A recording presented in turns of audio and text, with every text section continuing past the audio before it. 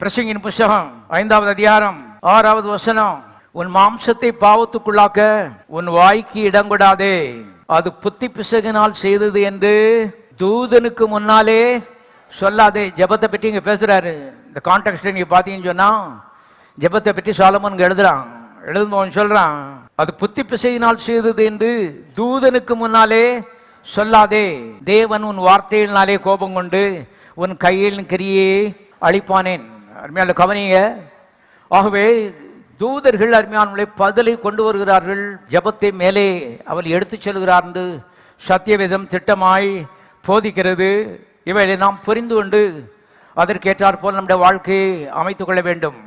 ஜெபங்கிறது பாருங்க, நம்ம கஷ்டத்தெல்லாம் வந்து கொட்டுறது கிடையாது, நம்ம பிரச்சனையெல்லாம் இறக்கி வைக்கிற இடம் கிடையாது. ஜெபம் ஜெபம் என்பது தேவாதி தேவனிடத்திலே பேசுகிற ஒரு ஸ்லாக்கியம் என்பதை தெரிந்து கொள்ளுங்கள்.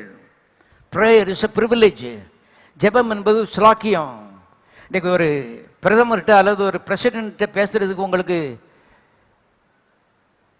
ஸ்லாக்கியம் கிடைச்சின்னு சொன்னா அது பெரிய ஊரெல்லாம் சொல்லிட்டு தருவீங்க, நான் பிரைம் மினிஸ்டர் பேசிட்டு வந்துட்டேன்னு. இங்க பிரைம் மினிஸ்டர் காட்டிலும் கோடி மடங்கு பெரியவர்.